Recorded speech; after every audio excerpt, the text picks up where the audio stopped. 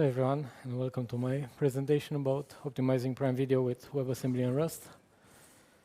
It's going to be quite a few slides to get through. So, a little bit about myself, just so you know who's this guy who comes to talk about not JavaScript at the JavaScript conference.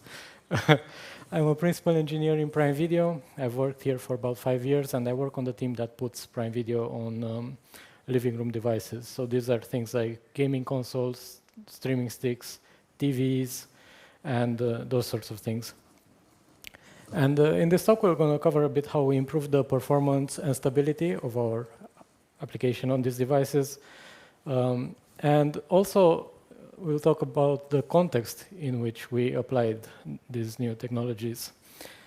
We're not going to talk about our services at all. So this is just a client-side focused talk.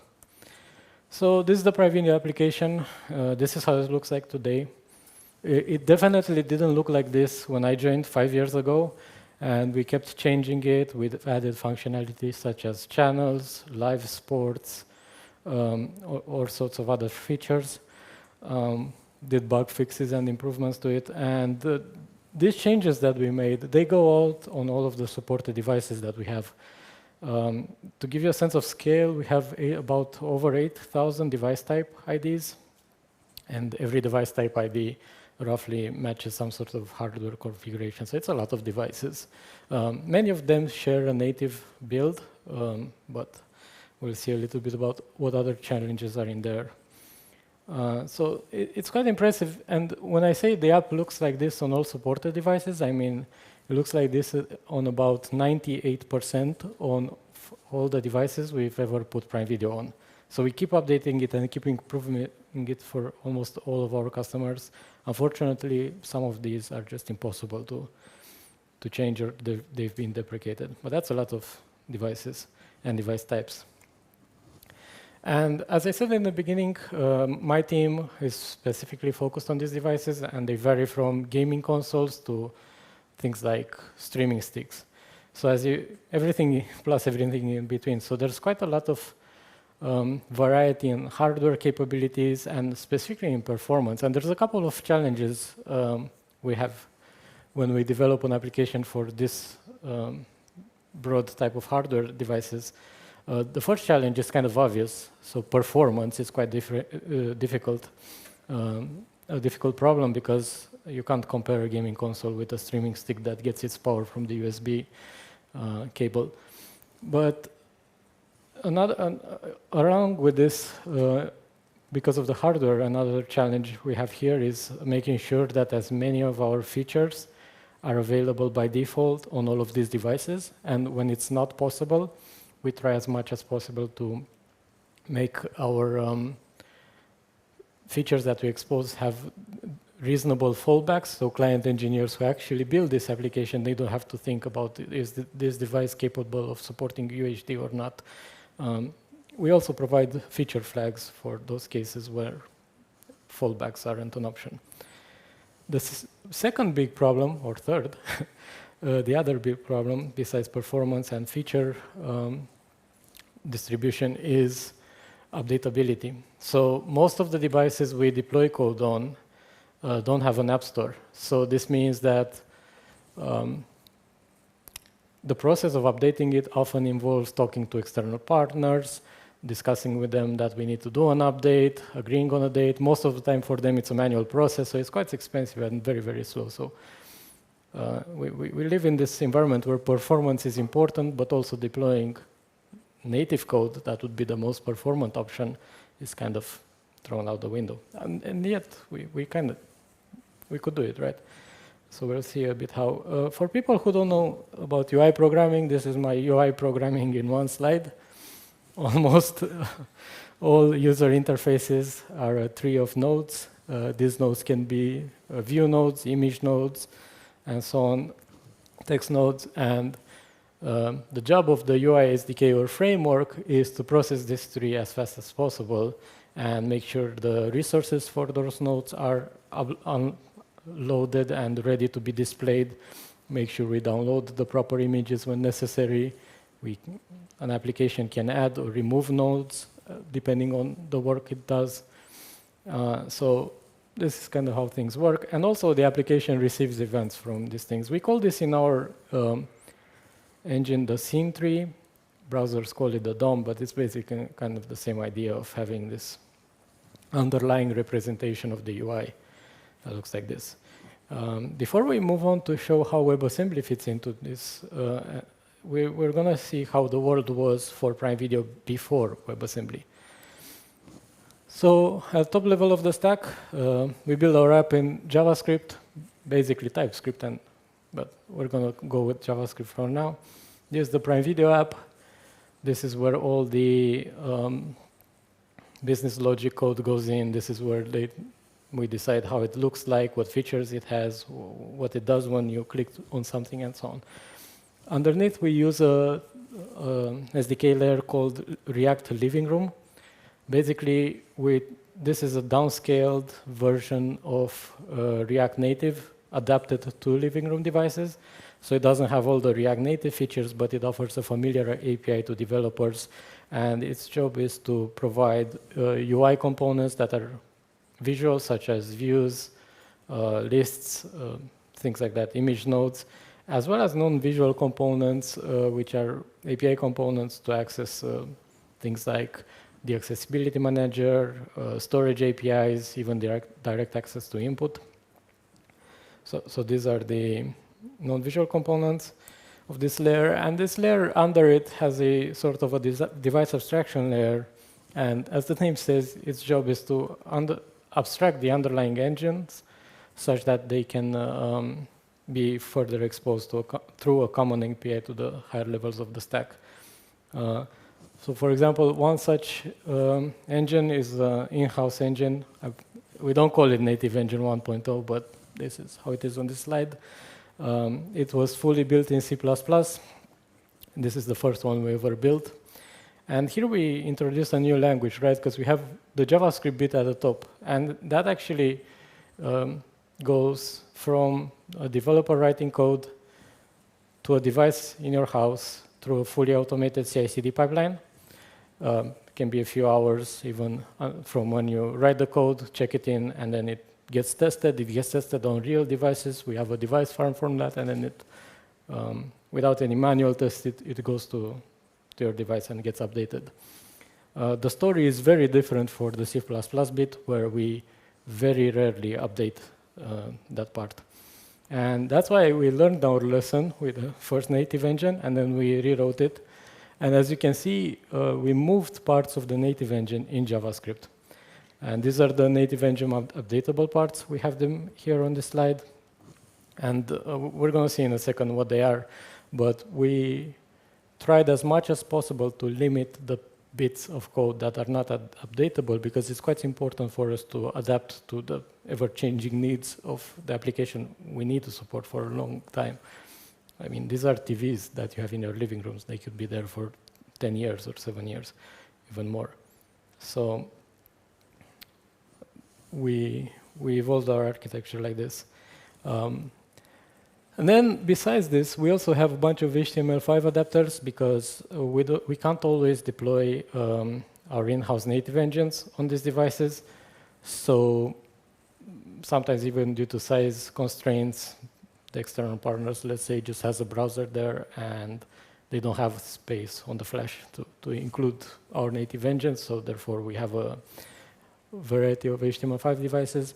We have various adapters for them, and this is kind of, HTML5 is a standard, but the browsers that implement it don't always do a fantastic job, and there's bugs or missing features or missing APIs, so we have basically a variety of adapters to account for that. So it's not really our preferred way to deploy, because the HTML5 engines basically suffer from the same issue, that they're browsers and whatnot code that doesn't get updated easily.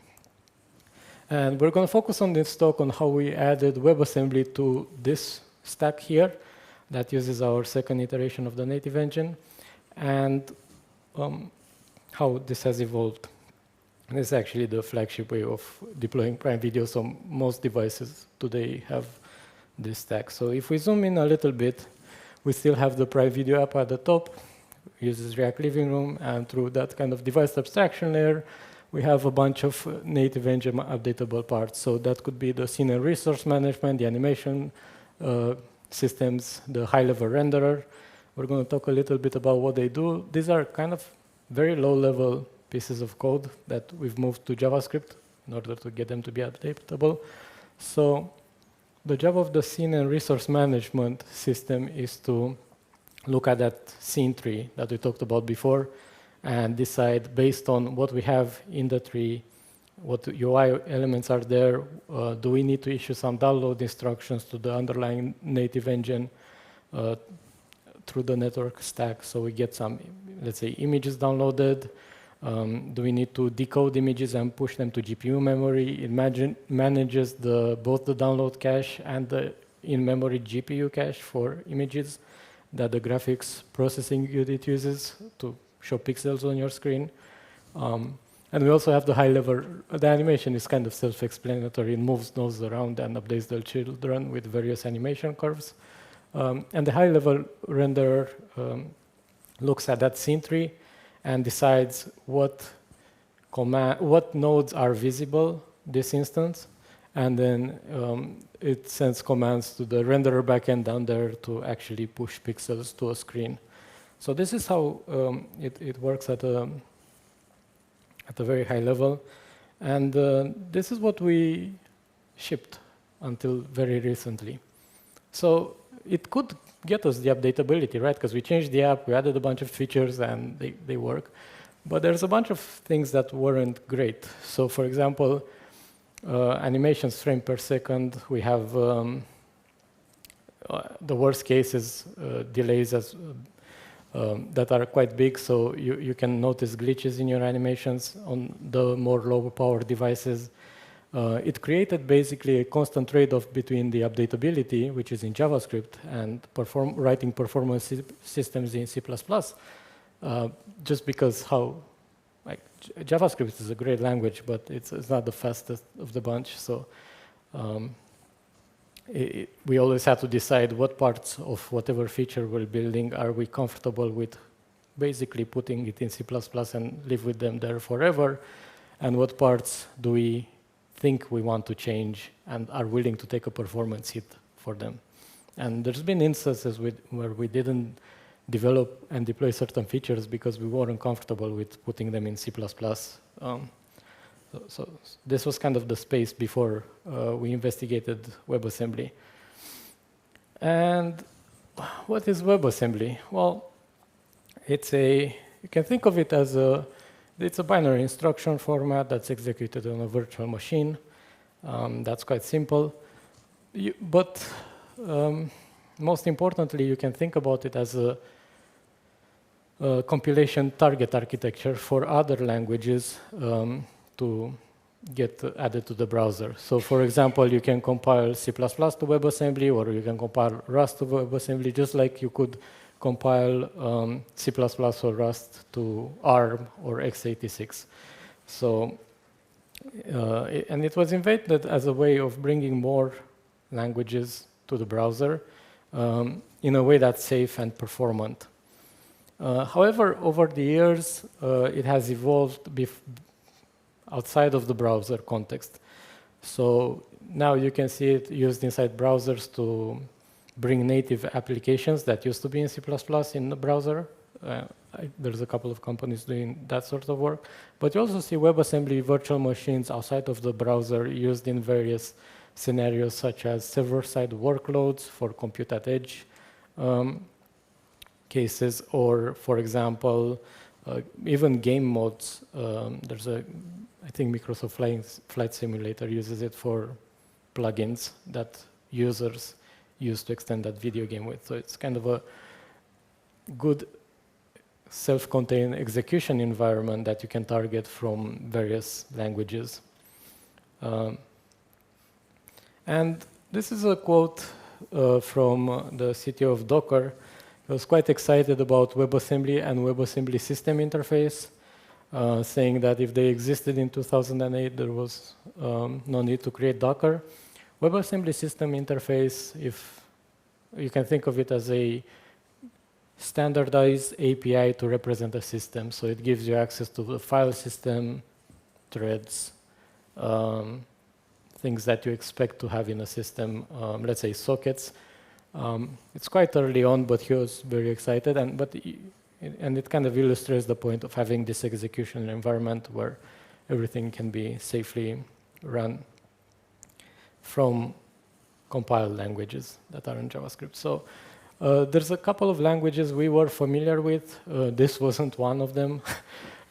This is only I was familiar with Rust, but basically we decided to go with Rust as our source language because it has quite good support for compiling to WebAssembly, and in addition to that, it solves a lot of the pitfalls that C++ has. And we wanted one of these languages with fine-grained control over memory for performance reasons, anyway. So that's why we went with Rust. It also has like a package manager and things that C++ doesn't have, and most of the Rust libraries, at least the big ones that are important, support WebAssembly by default. So about 2 years ago, I wrote some programs that did simulate some of that performance-intensive work we needed to do in both Rust, compiled it to WebAssembly, and in JavaScript, and ran it on a device. And I found out that the Rust compiled to WebAssembly code was 8 to 25 times faster than the JavaScript code. And now, like, don't delete all your JavaScript code that you have, but this is for a certain kind of workload on a single core CPU that was MIPS, and our JavaScript VM didn't have JIT enabled because we can't have JIT on that kind of device. They're also quite memory constrained, so that's, but anyway, if you're interested in this, you can profile for your own workloads and see how things look like. But for us, it was quite exciting because we had this kind of super fast way of writing code now, but also we have an existing architecture. So there was a question of how do we rewrite everything in Rust and become like, you know, the meme, or how can we leverage this? So what we decided to do is to take those native engine updatable parts and rewrite those in JavaScript because they were quite well abstracted behind an API. And it also meant we were still keeping the same application running everywhere on these devices. So when you do a feature or you add a thing, it gets deployed everywhere. So that's quite valuable to us. And this is how it looks like. And you can see over there, we added a WebAssembly VM, and we still have the things in JavaScript, they're just not used. And we also have them in Rust and WebAssembly on the left side. And this was actually quite important because we were rewriting core parts of our existing application. And having both of them available allowed us to toggle at runtime between the JavaScript versions of the code or the new Rust versions of the code. So first we just put something on the device that had the WebAssembly VM hooked up to the underlying render backend network media storage APIs that we needed. And then we slowly dialed up this version with WebAssembly while disabling the other one. And if something went wrong, we could dial it back down. Customers wouldn't notice, and it didn't need a native update. So this was quite a powerful idea that helped us deploy this without stressing too much, even though it was quite stressful rewriting everything, because we discovered all sorts of interesting bits, such as sometimes we found behavior in the JavaScript systems that seemed wrong. We fixed it, and then the application didn't work because it was relying on the wrong behavior. So test a lot if you're rewriting something. That's kind of the takeaway here. But when it doesn't have the JavaScript bits, it kind of looks like this. And you might wonder, but wait a second, now they're in two different VMs. How does this thing work? Well, it works. And I'll show you in a second how it works. Another important bit is that the WebAssembly bit, just like the JavaScript bit, is downloaded that I didn't mention. So we just get it through the same pipeline, and can release it quite often. How do they communicate? It's actually quite a simple idea that it's super powerful. So if the, let's say, Prime Video app wants to create a new node with an image, it tells uses components from React Living Room that then calls into that device abstraction layer that then detects we have a WebAssembly VM active and used, and it creates a message and puts it on a queue. And that message is almost exactly like the one here. It tells us what parent that node has, what type it is. It's an image node. We need to create it with those parameters. It has a parent ID. And then the WebAssembly VM will detect there's a new message to be processed. It pulls it out of the queue and does the actual work. So the scene and resource management looks, do we have this URL downloaded? If so, if not, issue a network request. Do we need to render it? And then the high-level renderer does the work of talking to the native layer of pushing pixels on the screen when that image node becomes visible. So that's how it works. Now you see here we just have one of those queues. We also have one the other way around where the WebAssembly VM can put, for example, various results or errors. So we can say, we actually couldn't download this image and with this ID, and here's the error we got. Maybe it timed out, or maybe it doesn't exist anymore, and then the JavaScript VM and that stack pops out the message and processes it. But that's a different queue, so these are just the unidirectional queues that we use to communicate between the VMs. And that's how they talk to each other. And we built this, we deployed it, and I have a slide here with some results. So as I said, animation performance improved quite a bit. So frame time, which is how long does it take to process everything that's needed to put a image on the screen, to draw the full screen, went down from 28 milliseconds to about 18. The lowest we can go is 16 because that's the refresh rate of most of the monitors and TVs. The worst case also improved quite a bit from 40 milliseconds to 25 milliseconds. So now even the worst case is quite fluid. Your video games that you play on your consoles, if you have such things, are running at 33 milliseconds per frame. So it's quite reasonable.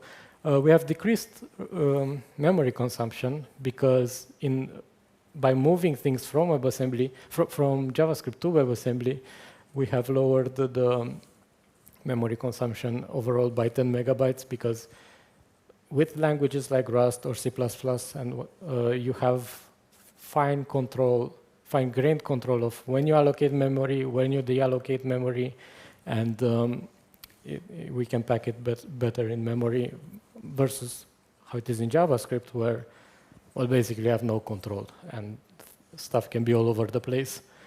This is a WebAssembly binary size. It's 150 kilobytes, so we kind of added it to our download. While it is compressed, while it's not small, it's also didn't affect our app startup times that much. I mean, these devices are used to play quite big videos, so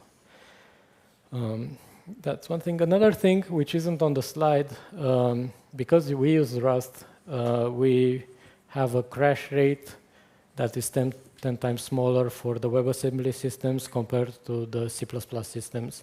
And this is the same team that wrote the C++ underlying system, the same team wrote that WebAssembly code. They're comparable number of lines of code. They're about, for the WebAssembly one, 35,000 lines of Rust without third-party libraries, as well as C++, about 50K lines of code. So, and we take great care to write safe C++. So we ban stuff like row pointers. We use various static analysis tools in our CI, yet still. On some devices, actually, the crash rate is most of the day is 0 with WebAssembly. So that's quite nice. And we did some stuff, and we improved the speed of our JavaScript code by moving it into this new virtual machine. But we kind of can do more. So one other thing we did is we took this render backend from C++ here. That's actually not one component, but it's formed out of two parts. So it has the renderer backend and OpenGL underneath. OpenGL is not built by us. It's this standardized library that's used to communicate with the graphics API on a device.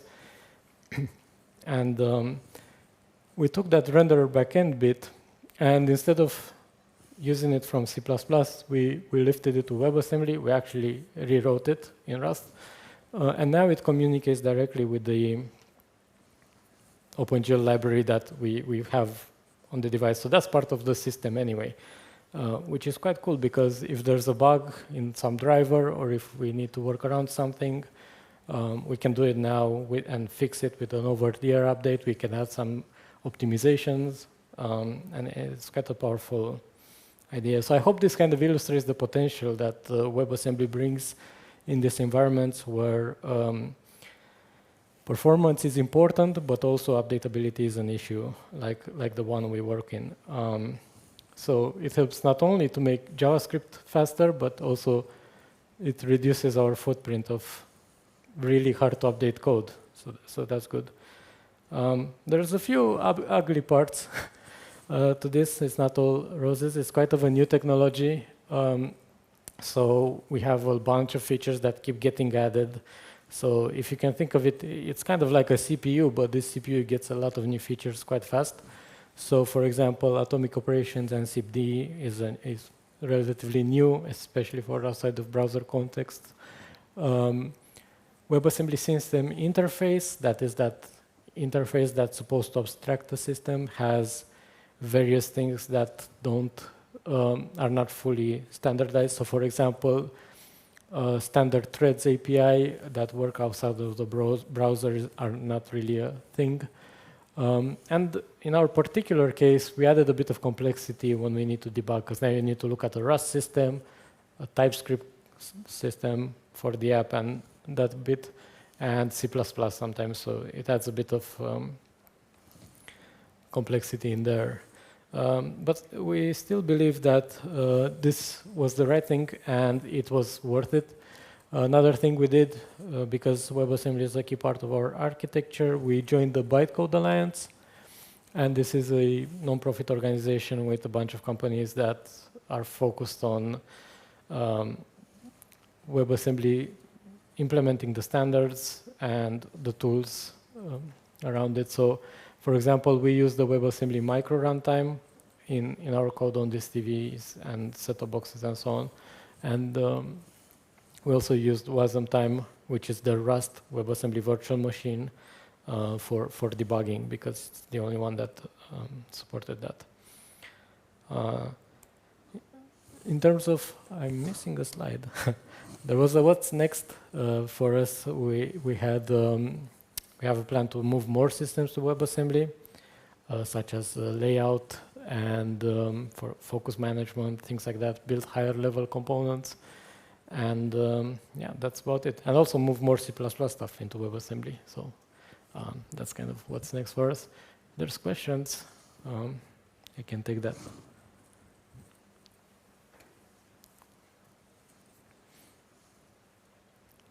No questions. Oh.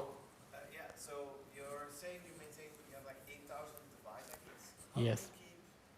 How do you make sure that everything keeps working across all of those devices? Right, so how do we make sure that we keep things working across all the device type IDs we have, which is a lot.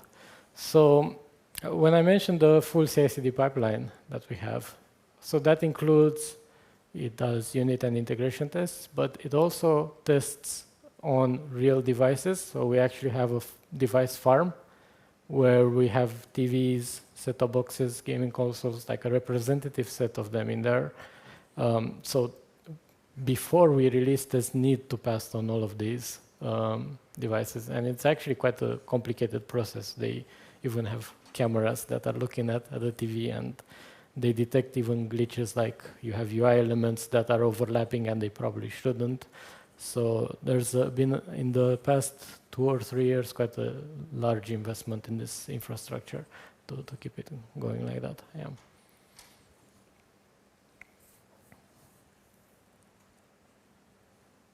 Hey, all right.